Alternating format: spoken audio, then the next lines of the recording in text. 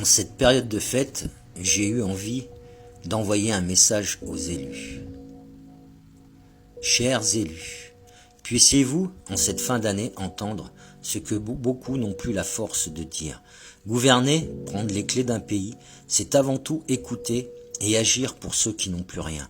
Car gouverner, c'est prendre soin d'un peuple. Vous le savez, la misère n'est pas un accident de calendrier, ni une ligne de budget à ajuster. C'est le résultat direct de décisions, d'arbitrage et d'indifférence accumulées. Vous qui gouvernez, qui votez les lois, vous qui allez festoyer sans limite dans l'insouciance, essayez un instant de ressentir les nuits froides, les frigos vides, le courage quotidien de ceux qui donnent tout pour simplement survivre. La pauvreté n'est pas une ombre lointaine, elle a un visage, une adresse, un prénom. Elle s'assoit à table sans cadeau, elle traverse l'hiver sans chaleur, elle s'accroche à l'espoir comme à une dernière braise. Malgré tout, même si le peuple est fatigué, il continue de croire que demain, peut-être, un sauveur viendra. Pourtant, le sauveur, c'était vous.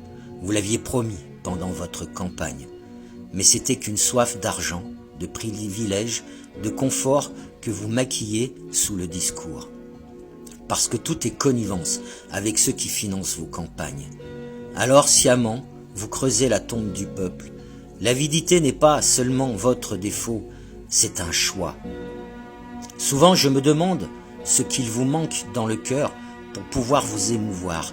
Peut-être c'est la misère que vous avez connue et qui vous rend si dur. Mais non, la misère, vous ne l'avez jamais connue, on le sait. Et on sait aussi qu'elle aide à comprendre la souffrance.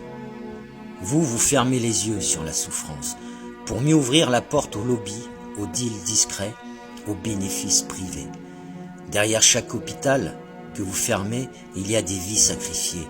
Chaque liberté restreinte, c'est une dignité que vous volez. Chaque loi pour la précarité, c'est des familles qui tombent. Vous le savez très bien. Le fossé ne cesse de se creuser.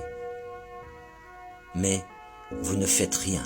Comme si l'intérêt général se mesurait à la hauteur de votre portefeuille.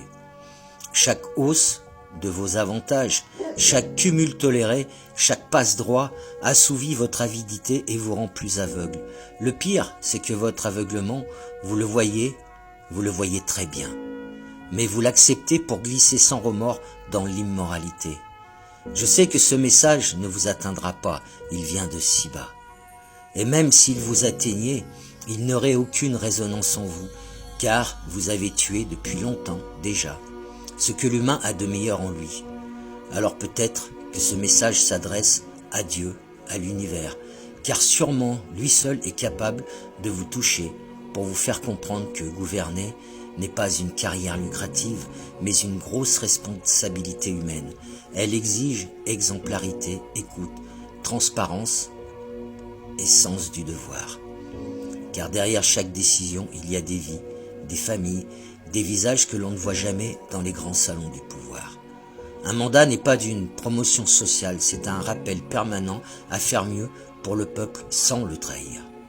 L'élu n'est grand que lorsqu'il a la capacité d'entendre la détresse, d'y répondre avec courage avant toute ambition personnelle.